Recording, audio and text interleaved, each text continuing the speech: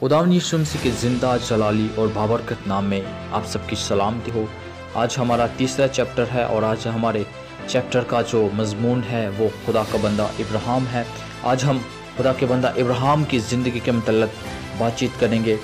इब्राहिम तार के 3 बेटों में से एक था जो जनूब के इलाका और के मुकाम पर पैदा हुआ और बाद में शमाली हिस्सा हरान में रहने लगा। खुदा ने इब्राहिम को हुक्म दिया और उससे कहा कि अपने रिश्तेदार और भाई वतन छोड़ दे, क्योंकि वो उसे नए मुल्क में ले जाकर एक बड़ी कौम बनाएगा। चनाचा वो खुदा की आवाज़ पर लब्बैक कहकर मुल्क करान की तरफ चल पड़ा। खुदा ने उसके साथ एक अहद बांधा और उस अहद के निशान के तौर पर खतने का हुक्म दिया। खुदा ने इब्राहिम से वादा किया कि वो उस मुल्क को जिसमें अब चल फिर रहा है उसको और उसकी औलाद को देगा, और इस बात के सबूत के तौर पर खुदा ने उसका नाम अब्राहम बड़ा बाप से बदल कर इब्राहिम कौमों का बाप रख दिया। अब्राहम की कुल उम्र 175 बरस की हुई। अब्राहम की ज़िंदगी के बारे में पहला नाम अब्राहम बड़ा बाप,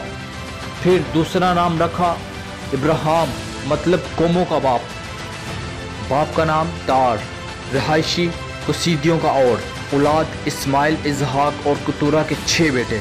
बाइबली सिफ्त खुदा का दोस्त, ईमानदारों का बाप, कुल उम्र 175 बरस। बीवियाँ सारा, हाजरा और कतूरा। पेशा चौपान, बाइबल में जिक्र 313 मरतबा। हवाला जात पैदाइश 11 बाब से लेकर आपको 25 अबवाब तक ये सारी इंफॉर्मेशन मिल जाएगी। अब हम खुदा के बंदा के उम्र की तकसीम करेंगे। 65 बरस की उम्र के दौरान मिस्र में था। 75 बरस की उम्र में हरान से करान को रवाना हुआ। 85 बरस की उम्र में उसे हाजरा दी गई। 86 बरस की उम्र में हाजरा से इस्माइल पैदा हुआ। 99 बरस की उम्र में उसे वादे के फर्जंद की खुशखबरी दी गई। 99 बरस की उम्र में उसका खतना हुआ। 100 बरस की उम्र में उससे इजहाक पैदा हुआ। 175 बरस की उम्र में वफात पाई। अब हम खुदा के बंदा इब्राहिम का सफ़र देखेंगे कि खुदा का बंदा किन किन इलाकों से होकर गुजरा। नंबर 1 कसीदियों के ओर से हरान। नंबर 2 सिखम कुर्बानगाह बनाई। नंबर 3 बैतल में कुर्बानगाह बनाई। नंबर 4 मिस्र में सारा को बीवी मानने से इनकार। नंबर 5 बैतल जहां दुआ की। नंबर 6 हबरोन कुर्बानगाह बनाई। नंबर 7 होबा लूत की ढहाई। नंबर 8 हबरोन फरिश्तों से मुलाकात सदूम की तबाही।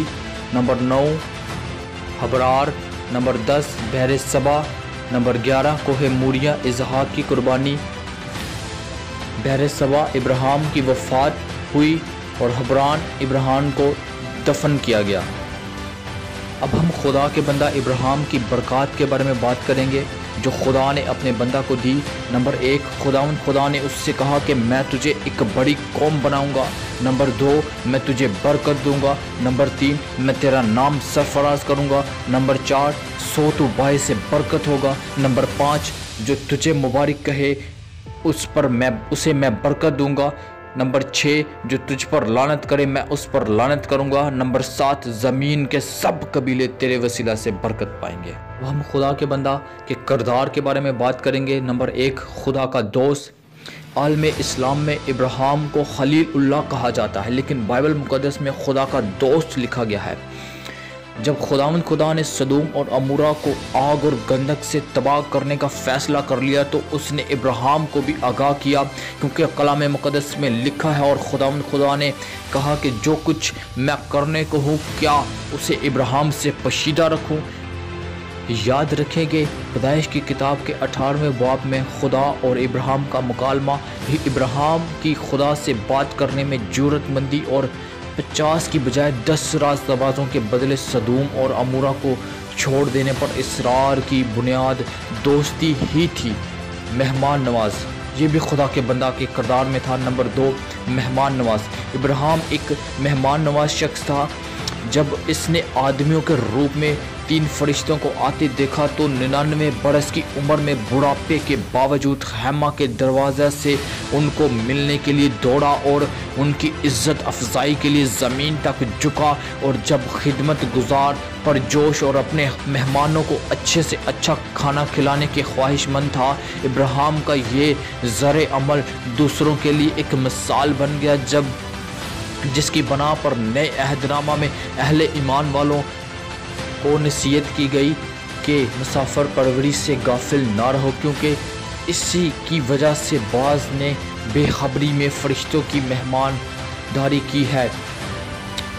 یاد رکھیں کہ خداوند یسوع المسیح آمد ثانی میں تخت عدالت پر بیٹھ کر بائیں طرف والوں سے مہمان نوازی کے متعلق یہی شکوہ کرتے ہوئے کہیں گے کہ اے ملعونوں، میرے سامنے سے اس ہمیشہ کی آگ میں چلے جاؤ جو ابلیس اور اس کے فرشتوں کے لیے تیار کی گئی ہے، کیونکہ جب میں بھوکا تھا تو تم نے مجھے کھانا نہ کھلایا، جب میں پیاسا تھا تو تم نے مجھے پانی نہیں پلایا، پردیسی تھا تو تم نے مجھے اپنے گھر نہ اتارا، ننگا تھا تو تم نے مجھے کپڑا نہ پہنایا، قید میں تھا تو تم نے میری خبر گیری نہ لی۔ نمبر 3 پہ ہے فرما بردار۔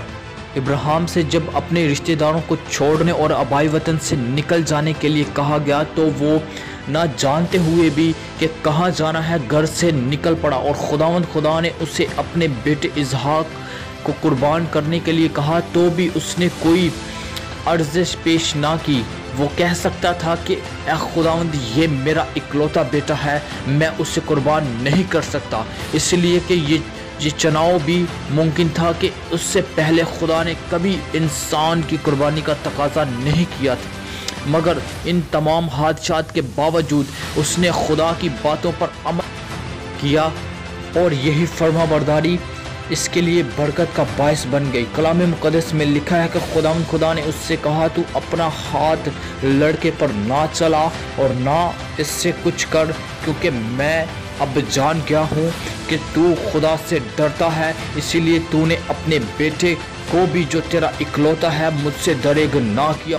اور خدا کے فرشتہ نے آسمان سے دوبارہ ابراہیم کو پکارا اور کہا کہ خداوند فرماتا ہے، چونکہ تو نے یہ کام کیا اور اپنے بیٹے کو بھی جو تیرا اکلوتا ہے دریغ نہ رکھا، اس لیے میں نے بھی اپنی ذات کی قسم کھائی ہے کہ میں تجھے برکت پر برکت دوں گا اور تیری نسل کو بڑھاتے بڑھاتے آسمان کے تاروں اور سمندر کے کنارے کی ریت کی مانند کر دوں گا، اور تیری اولاد اپنے دشمنوں کے پھاٹک کی مالک ہوگی، اور تیری نسل کے وسیلہ سے زمین کے سب کو میں برکت پائیں گی، کیونکہ تو نے میری بات مانی ہے۔ ایمانداروں کا باپ۔ اور اب ہم بات کریں گے ایمانداروں کا باپ، اور جو ایمان والے ہیں وہی ابراہیم کے فرزند ہیں۔ ختنے سے پہلے ابراہیم راست باز ٹھہرایا گیا، اسی لیے وہ ان سب کا باپ ہے جو باوجود نامختونوں ہونے کے ایمان لاتے ہیں۔ اس سے مراد یہ ہے کہ وہ ایمان میں ابراہیم کی تقلید کرتے ہیں۔ وہ پیدائش کے اعتبار سے تو فرزند نہیں بلکہ اس کے ایمان کے نمونہ کی پیروی کرتے ہوئے ابراہیم کے فرزند اور حقیقی اسرائیل بنتے ہیں۔ پولس رسول اس بات پر زور دیتا ہے کہ جسمانی ختنہ کوئی اہمیت نہیں رکھتا، بلکہ اصل چیز خدا پر ایمان لانا، اور مختونوں میں بھی جتنے مسیح یسوع پر ایمان لاتے ہیں وہ سب خدا کے حضور حقیقی اسرائیلی ہیں۔ آگے ہم بات کریں گے سادہ مزاج۔ یہ بھی خدا کے بندہ کے کردار میں شامل تھا۔ ابراہیم اگرچہ ایک امیر شخص تھا تو بھی اس نے نہایت سادہ مزاجی سے خیموں میں مسافرانہ طور پر بودوباش کی۔ لوط ابراہیم کے ساتھ رہنے کی وجہ سے دولت مند بن گیا اور اس نے سدوم کے اندر پختہ گھر میں رہائش اختیار کر لی، لیکن خدا کا عظیم بندہ ابراہیم اس پائیدار شہر کا امیدوار تھا جس کا معمور اور بنانے والا خدا ہے۔ ایسے لوگوں نے وعدے کی ہوئی چیزیں تو نہ پائیں بلکہ دور ہی سے انہیں دیکھ کر خوش ہوئے اور اقرار کیا، اور ہم زمین پر پردیسی اور مسافر ہیں، اسی لیے خدا ان سے یعنی ان کا خدا کہلانے سے شرمایا نہیں۔ چنانچہ اس نے ان کے لیے ایک شہر تیار کیا۔ ابراہیم کی انفرادیت کے بارے میں دیکھیں گے۔ نمبر 1، ایمانداروں کا باپ۔ نمبر 2، اکلوتے بیٹے کو قربان کرنے سے دریغ نہ کیا۔ آج کے کلام کے وسیلہ سے خدا سننے والی جانوں کو بہت زیادہ برکت دے۔ آگے خدا کے بندہ، خدا کے نبی پیغمبروں کے بارے میں سننے کے لیے ہمارا چینل سبسکرائب کیجیے۔ God bless you all, God bless you Pakistan.